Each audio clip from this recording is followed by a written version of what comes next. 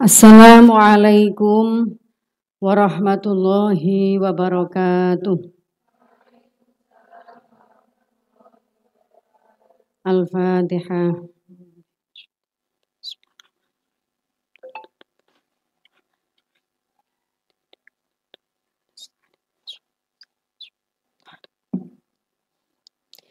Bismillahirrahmanirrahim. Alhamdulillahirabbil alamin.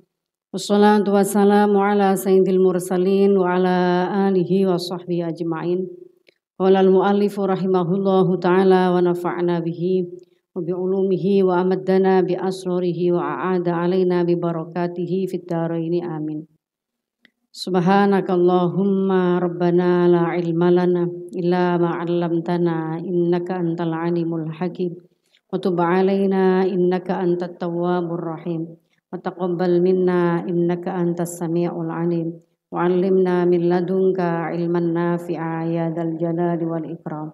Allahumma iftah lana hikmataka wa ansur 'alaina rahmataka ya dzal jalali wal ikram. Rabbi shrah li sadri wa yassir li amri wahlul 'uqdatam min lisani yafqahu qawli birahmatika ya arhamar rahimin. Bismillahirrahmanirrahim. Kita lanjutkan pada hadis berikutnya, masih tentang bab takrimul mar'ah wal ihtiram bi insaniyatiha. Bab tentang memuliakan perempuan dan menghormati kemanusiaannya. An Abi Hurairah radhiyallahu anha namra'atan sauda'a kanat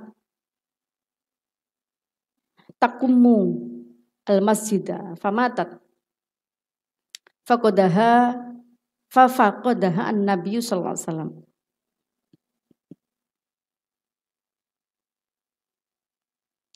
Fasa'ala anha ba'da ayyamin faqila lahu innaha matat faqala halla kuntum adantumuni. Fata qabruha fa shalla alaih rawahu al-Baihaqi taqumu al-masjida ay taknusuhu. Ini juga contoh teladan sunnah sikap Nabi pada perempuan yang bekerja.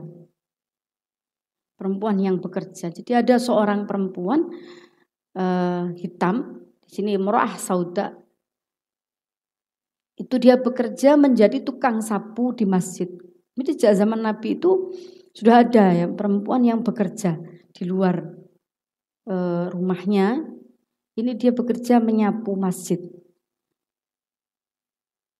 Lalu perempuan ini meninggal wafat. Karena Rasulullah itu tidak melihat perempuan ini, lalu Rasulullah bertanya pada sahabat, mana ibu-ibu atau perempuan yang biasa nyapu itu? Sampun wafat Kanjeng Nabi, hala kuntum adantumuni. Kok aku gak dikabari? Kenapa saya tidak diberi kabar? Lalu Nabi minta dikasih tahu mana kuburnya, lalu beliau datang ke kuburnya, mensolatinya, lalu beliau mendoakan perempuan ini. Ana mro'atan sak temene wong wadon sauda kang reng ya. Iku kanat ana sapa imro'ah iku takumu. Bersihake imro'al masjida ing masjid. Famatat mongko wafat sapa imro'ah. Fa faqada mongko kilangan. Nabi merasa kehilangan. Ini perempuan bukan apa-apanya, hanya sekedar perempuan biasa, apalagi dia tentu kalau dalam pandangan masyarakat umum ini perempuan kelas sosial rendah ya, pembantu lah gampangannya. Tukang resiki masjid gitu. Faqada mongko kilangan sapa Nabi haing mar'ah sapa Nabi sallallahu alaihi wasallam. Fasa'ala mongko ditakon sapa Nabi ana saking imro'ah ba'da ayamin dalam sawise pirang-pirang dino. Fakila mongko nudin ucapakilah marang Nabi. Bertanya Nabi, kok gak tahu ketok, gak pernah melihat perempuan ini ya, di mana? Innaha sak temeni imro'aiku matat wafat. Fakila mongko nudin takoni.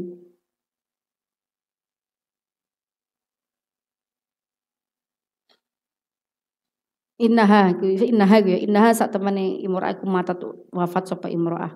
Faqala maqulu dawuh sapa Nabi halla kuntum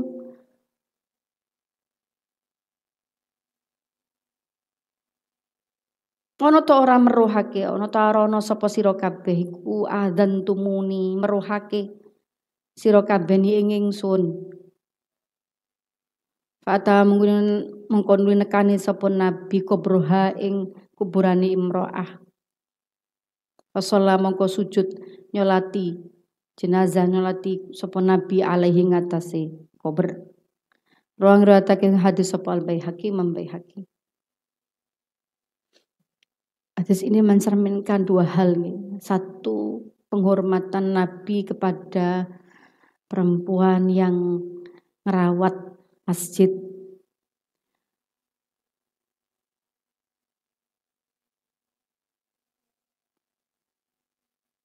Kalau dikontekstualisasikan ini perempuan yang bekerja, mungkin ya membantu keluarganya atau mencukupi dirinya sendiri karena tidak ada lagi yang mencukupinya sehingga dia bekerja untuk dirinya sendiri.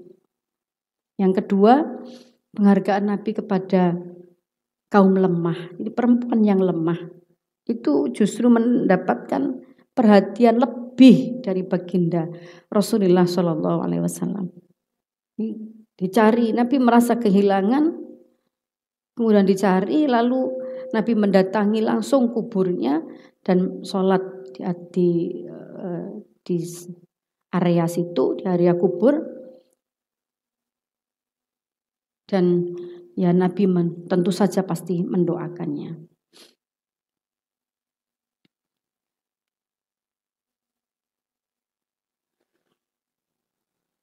An Sa'id ibni Abi Waqqas radhiyallahu an. Di perempuan itu mendapat perhatian dari Rasul dan perempuan dari kelas sosial rendah atau perempuan lemah itu justru lebih mendapatkan perhatian dari baginda Rasulullah Shallallahu Alaihi Wasallam. Nah ini yang mestinya ya kita teladani gitu. Ya diteladani oleh laki-laki juga kita diteladani juga oleh sesama perempuan. Bila kemudian kita merawat ibu atau orang yang bekerja, perempuan yang bekerja pada kita yang dari golongan yang orang lemah gitu. Terutama misalkan dia bekerja untuk menghidupi keluarganya, itu tentu mesti tidak seyogyanya kita hanya memperlakukan sebagai pekerja. Jadi hanya sekedar saya dapat kerjaanmu, kamu dapat uang dari saya. Lebih dari itu Rasulullah memberikan penghargaan. Tindakan-tindakan yang menjadi contoh sikap Rasulullah yang menjadi contoh seharusnya menjadi contoh bagi kita semua dan sampai hari ini mestinya kita lanjutkan perjuangan Rasulullah ini. An Sa'id ibni Abi Waqqas radhiyallahu anhu qala istadzana Umar bin Al-Khattab radhiyallahu anhu ala Rasulullah sallallahu alaihi wasallam. Wa indahu niswatun min Quraisyin yas'alnahu wa yastakfirnahu aliyatan aswatuhunna. Istadzana nyuwun izin sapa Umar bin Khattab radhiyallahu anhu ala Rasulullah sallallahu alaihi wasallam ing atase Kanjeng Nabi Muhammad sallallahu alaihi wasallam. Wa indahu lan iku ing dalam sampinge Nabi niswatun utawi pira-pira wadon ming Quraisyin saking golongan Quraisy.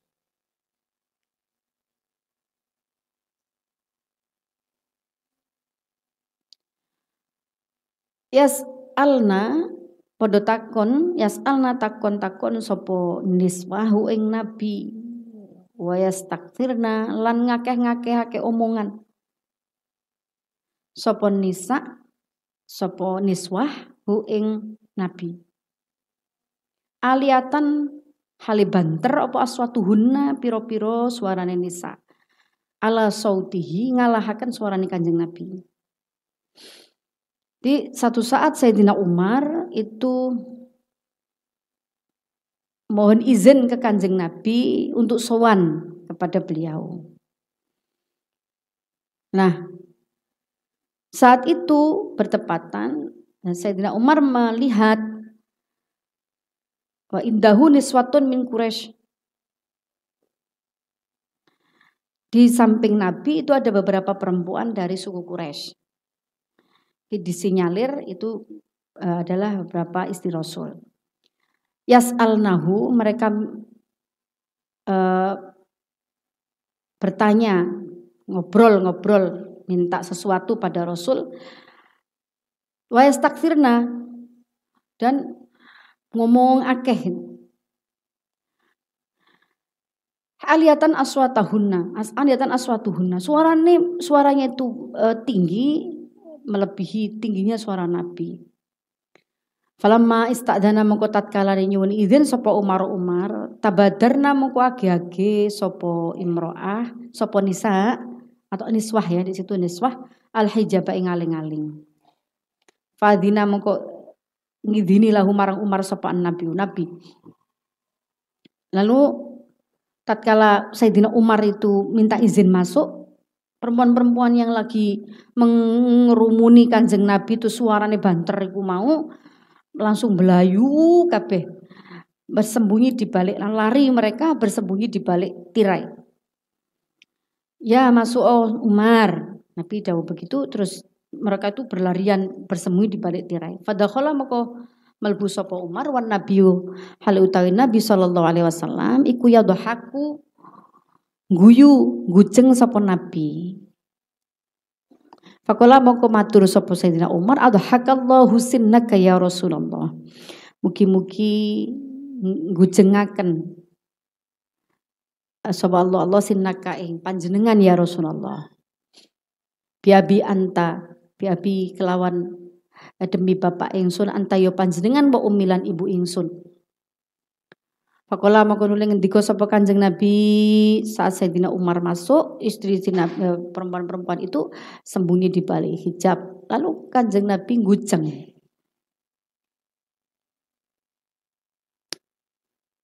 Demi ayah dan ibuku ya Rasulullah. Bukan. Semoga Allah membahagiakan panjenengan ya Rasulullah. Jadi Kanjeng Nabi menyambut Sayyidina Umar itu dengan senyum, bahkan tertawa. Kenapa beliau tertawa? Ajibtu min haula illati kunna indi. Saya heran terhadap perempuan-perempuan yang ada di sekitarku tadi. Ajibtu gawa ingsun min haula illati, saking mengkono-mengkono wong wadon allati kang kunna ana sapa haula niswah tadi.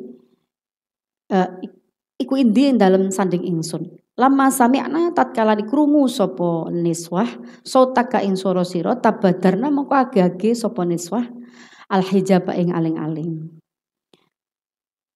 Gujenge Kanjeng Nabi itu ngendikan, aku nggumun sampean datang itu loh. Aku heran Umar. Kamu datang itu kok terus perempuan-perempuan tadi itu pada lari sembunyi di balik tirai. Faqala maka nuli dawuh sapa Umar, anta haqqu ayyah hibna ya Rasulullah. Anta utawi panjenengan ku hak luwih berhak ayah hibna ing yen to disegani atau yen to nyegani sapa niswah ing panjenengan ya Rasulullah. Tuwakbala nuli nemoni sapa Sayyidina Umar alaihina ing ngatasi niswah. Terus Sayyidina Umar bilang, loh seharusnya panjenengan itu lebih disegani ya Rasul, sanes kula. Karepe mung Sayyidina Umar kudu muring-muring. Sayyidina Umar kan orangnya tegas keras, apa adanya gitu Sayyidina Umar itu. Terus mendatangi perempuan itu di balik hijab. Kamu itu keliru semua. Sayyidina Umar orangnya itu plos nanti kan. Kamu itu keliru semua. Harusnya kamu itu lebih menghargai Rasulullah. Kok tambah kamu bengok-bengok di hadapan Rasulullah. Jorong saiki muring-muring Sayyidina Umar. Kok tambah kamu itu di hadapan Rasulullah. Ngono tambah pada aku takut. Pakola ya aduati anfusihinna he piro-piro wadon atau wadon musuh awake dhewe ne. Musuh awake dhewe ne. Atahib tani ono to luweh. Atahib nani ngene ya. Ono to luweh wedi sirani ingsun walam tahabna.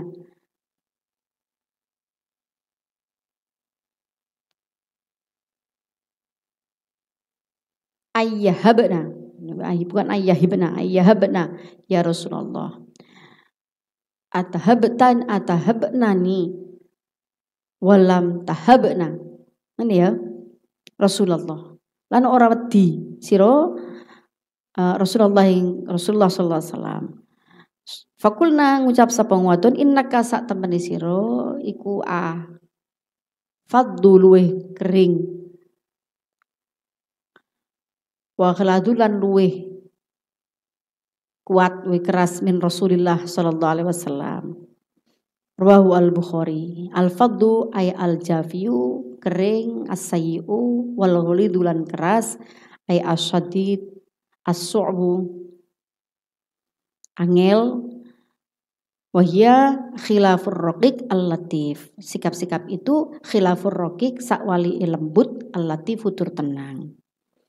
Sayyidina Umar heran gitu, kok iso para perempuan itu ambek Rasulullah sikape ngono, seperti tidak punya takut gitu pada Rasulullah. Akhirnya ditegur itu oleh Sayyidina Umar, malah dijawab karo istri-istri Nabi, ya mergo awakmu ngono-ngono gak padha karo Kanjeng Nabi. Nah, ini apa sebenarnya makna teks ini? Itu mengapa para perempuan itu memang kalau dilihat secara secara sekilas gitu ya, teks iki iku koyok-koyoke seolah-olah. Kalau kemudian kita melihat secara dari sisi gak apike, koyok-koyok wong wedok iku kok tukang protes. Sungguromboli Kanjeng Nabi ngomong ngono di depan Kanjeng Nabi seolah-olah kok seperti itu. Padahal mari kita lihat dari sisi misalnya bukan dari sisi bagaimana perempuan itu dulu, tapi dari sisi bagaimana Rasulullah menyikapi para perempuan sing ngrumbul di samping Rasulullah, kemudian bisa bicara dengan nyaman, bicara dengan enak, matur dengan luas, matur terus apa yang menjadi unek-uneknya aku diaturno. Itu satu sikap yang bisa kita teladani dari baginda Rasul. Tentu Rasulullah itu pribadinya sudah tidak bisa dibanding dengan yang lain ya, kelembutannya, kasih sayangnya, kearifannya. Tapi mengapa perempuan ini kok dalam tanda kutip kesannya berani? Satu yang bisa kita ambil makna dari hadis ini, sebab Rasulullah memberikan ruang pada perempuan untuk berbicara, untuk menyatakan pendapatnya. Pada tradisi sebelumnya di mana perempuan itu jangankan menyampaikan pendapat, keberadaannya saja gak dianggap wong, tapi oleh Rasul didengarkan apa yang menjadi unek-uneknya, apa yang menjadi karepe ku apa dirungokno. Ini yang mestinya kita lihat bahwa Rasulullah itu sangat luar biasa, penuh kasih sayang memperlakukan para perempuan-perempuan ini. Beliau memberi ruang kepada mereka untuk menyatakan pendapatnya. Terus saat Sayyidina Umar juga ikut bertanya pada perempuan itu, kenapa kamu lebih takut padaku daripada takut sama Rasulullah? Wedo-wedo iki wani muni nang matur. Maksud wani itu bukan wani dalam konotasi negatif yo. Ngawur wani bukan, tapi gak wedi menyampaikan pendapatnya. Lah panjenengan ngeten-ngeten, makanya Kanjeng Nabi itu gujeng. Mereka mengenal karakternya Sayyidina Umar. Tapi mengatakan sikap perempuan-perempuan itu menyatakan pendapatnya juga di hadapan Sayyidina Umar tentang Sayyidina Umar. Dan itu dibiarkan oleh Rasulullah. Artinya berarti Kanjeng Nabi itu memberi ruang kepada para perempuan untuk menyatakan kata hatinya. Mungkin juga apa yang menjadi keinginan mereka itu diberi Kanjeng Nabi kesempatan untuk matur. Meskipun Rasulullah juga tetap tentu dalam kerangka mendidik, bukan hanya sekedar dijarno ngomong gitu ya. Tapi Rasulullah kita tahu punya sikap-sikap yang jelas, yang tegas. Pada perempuan-perempuan istri Rasul yang kemudian berlebihan tuntutannya tentang duniawi, itu juga Rasulullah mempersilahkan mereka meninggalkan Kanjeng Nabi. Ini juga kemudian berhenti menjadi istri Rasulullah SAW. Jadi tegas beliau, tetapi disampaikan dengan cara-cara yang mereka kemudian bisa menerima. Gitu. Bagaimana sikap Rasulullah. Jadi itu membuktikan bahwa perempuan juga diberi ruang-ruang untuk menyampaikan pendapatnya. Baik di ruang internal, di ruang pribadi keluarga maupun kepada orang lain. Itu Rasulullah memberikan ruang itu.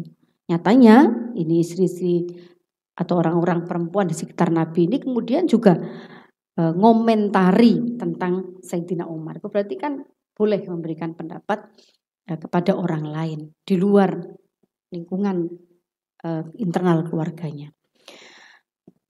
Saya lanjutkan. Bab berikutnya ya. Babun nisa'i la tub'idu ar-rijala anil qurbati lillahi ta'ala. Ini penting sekali ini.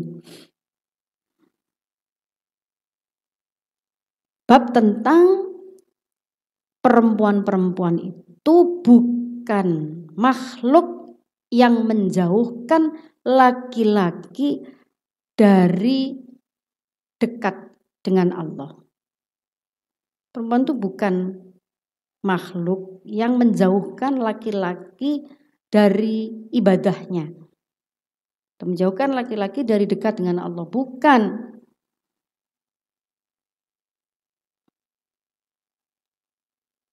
Apa saja itu buktinya? Ini kita bisa lihat beberapa dawuh Nabi atau peristiwa yang terjadi pada diri Rasulullah sendiri, bahwa beberapa perempuan di sekeliling Rasul, terutama di sini Sayyidah Aisyah, adalah termasuk perempuan yang istimewa bagi Rasulullah, karena pada salah satu ayat, pada beberapa ayat Al-Quran itu ada yang, atau wahyu itu ada yang diturunkan pada saat Rasulullah sedang bersama Sayyidah Aisyah. Ini menjadi bukti juga bahwa perempuan itu sebaliknya justru bisa menjadi orang yang mendekatkan seseorang pada Tuhannya. Tidak sebaliknya. Perempuan itu, naudzubillah, pada orang yang bahasanya sungguh sangat kasar itu, perempuan itu dulure setan, nggarai aku lali karo pangeran. Iki sing lali awake kok sing disalahno? Wong wedok. Wong sing lali nang pangeran iku awake dhewe kok wedok sing disalahno. Ya, sikap, misalkan dianggap ada sikap perempuan yang tidak pas gitu, ya itu urusan dia. Banyak juga di sekeliling kita menyaksikan bukan hanya perempuan, banyak juga laki-laki yang sikapnya ya gak pas gitu. Yang itu juga mempengaruhi orang lain gitu dalam memandang Tuhannya. Tapi sebenarnya itu urusan masing-masing. Gak iso kemudian sebaliknya. Wong lanang dianggap menjadi pengganggu perempuan dalam beribadah kepada Tuhannya, atau sebaliknya wong wedok dianggap pengganggu laki-laki beribadah kepada Tuhannya. Nyingkrio, ganggu ae, garai salatku gak khusuk. Loh, hatine sing gak khusuk kok sing dilokno gak khusuk. Bojone. Hatine dhewe sing ora khusuk kok sing dilokno gak khusuk bojone.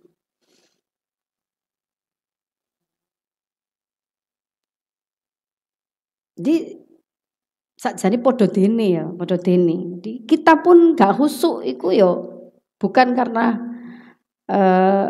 misalnya suami kita yang bikin gak khusuk. Nek ade ora iso khusuk nang pangeran. Lah dibedo mawon misalnya. Lagi kan ada hadis juga, Sayyidah Aisyah juga pernah bedo Kanjeng Nabi pas Nabi sholat digudo ning ngarepe. Nabi gak terpengaruh. Lah niku kan Nabi. Lah kan paling gak awe dhewe nyontoh Nabi, apa nyontoh sapa walaupun gak iso plek 100%. Ya 10% lah, 5% Gus mending. Ya 5% niku piye? 5% niku arti ya ojo nyalahno wong liya atas ketidakkhusukan kita.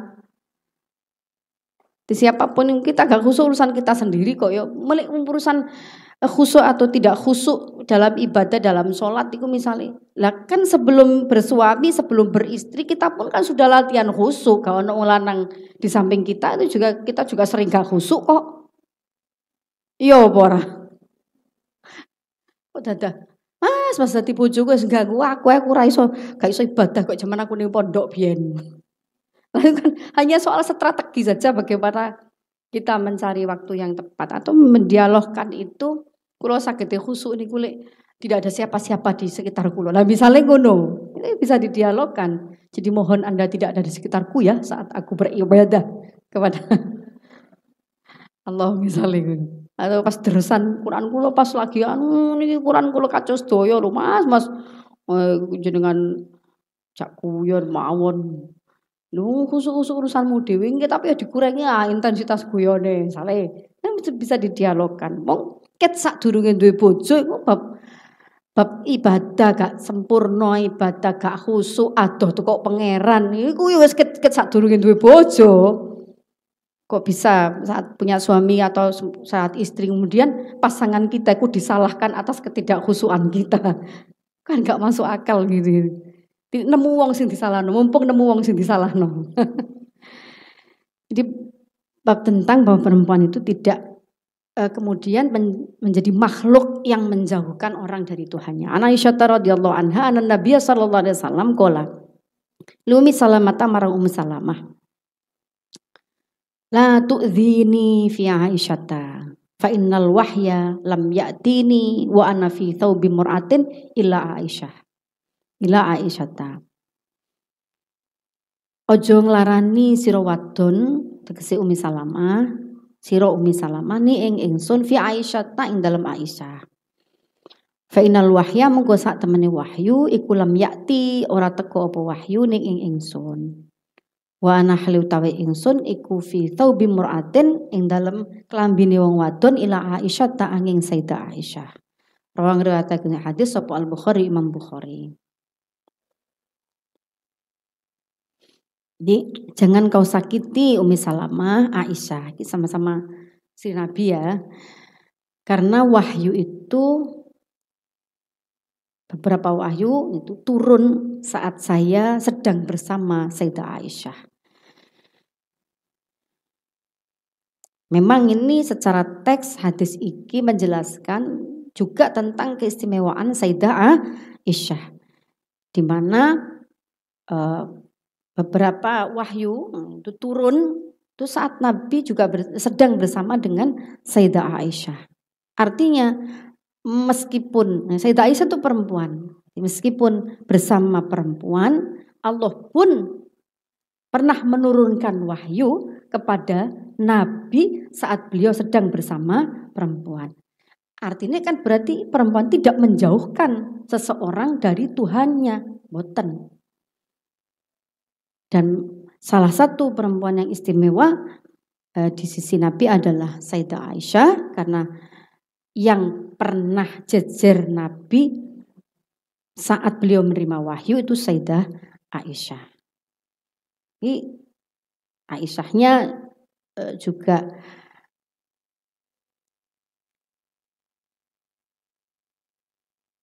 menjadi simbol pada hadis ini, perempuan yang istri Kanjeng Nabi SAW yang menjadi teladan bagi umat manusia, khususnya perempuan. Ini pasti perempuan yang istimewa karena Allah menurunkan wahyu juga pada saat, salah satunya pada saat Nabi bersama dengan Sayyidah Aisyah. Kalau ditarik pada penjelasannya lebih kontekstual, ya, aja menyakiti sesama perempuan. Jadi, laki-laki juga tidak boleh menyakiti perempuan, sesama perempuan juga jangan saling menyakiti.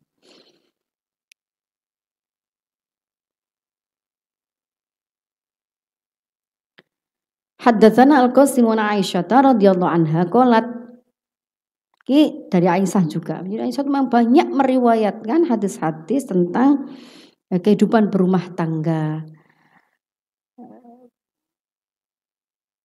Beliau tuntunan, jadi tuntunan ibadah-ibadah dalam rumah tangga atau ibadah-ibadah yang itu berkaitan dengan laki-laki dan perempuan atau khususnya pada perempuan. Itu banyak sekali hadis-hadis diriwayatkan oleh Sayyidah Aisyah. Qalat ndika sapa Sayyidah Aisyah, bi sama adal tumuna bil kalbi wal himari. Laqad ra'aituni Rasulullah sallallahu alaihi wasallam yusalli wa ana muttaji'ah bainahu wa bainal qiblati. Fa idza arada ay yasjuda ghamaza rijlayya faqabattuhuma. Sungguh jelek sekali, seburuk-buruk kalian yang menyamakan kami perempuan dengan anjing dan khimar. Sungguh seburuk-buruk kalian adalah yang menyamakan kami dengan anjing dan khimar. Saya sendiri melihat Rasulullah sujud dan saya ada di samping baginda Rasul.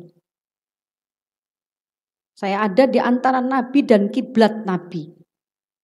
Saya ono ning ngarepe Nabi.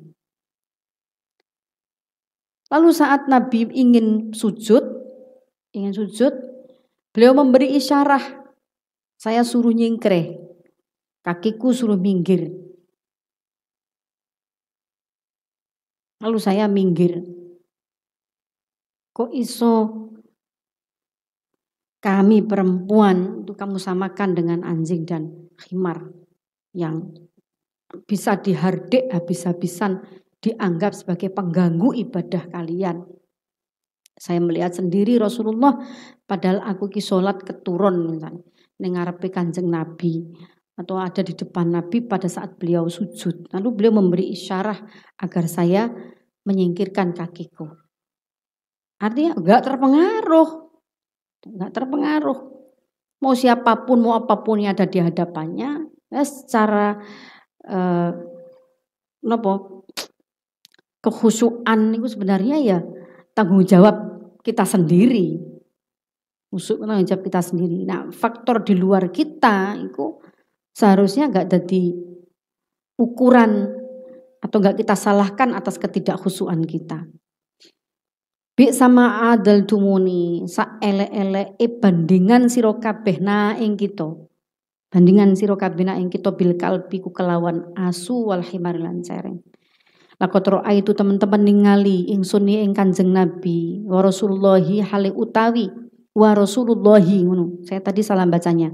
Wa Rasulullahi hale utawi Kanjeng Nabi iku yusolli salat sapa Nabi. Wa ana utawi ingsun iku muttaji'atun wong kang turu miring bainau ing dalem antare Nabi wa bainal qiblati lan dalem antarane kiblat.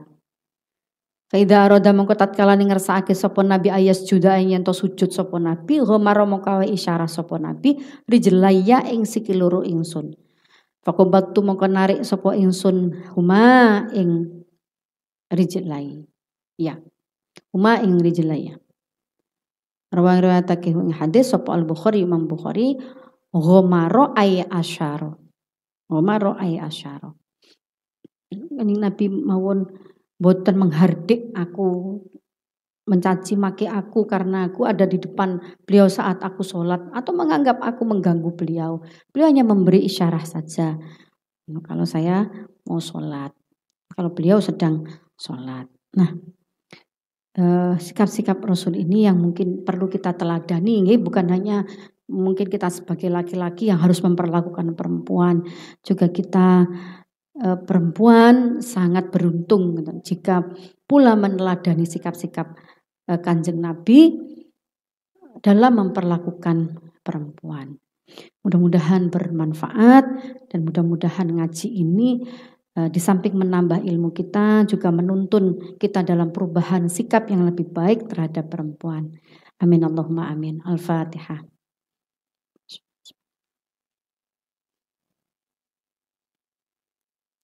Bismillahirrahmanirrahim. Allahumma shalli ala sayyidina Muhammad wa ala ali sayyidina Muhammad. Allahumma inni astaghfiruka ma 'allamtani wa radudtu ilayya 'inda hajati ilaihi wa la tunsini ya rabbal alamin. Assalamualaikum warahmatullahi wabarakatuh.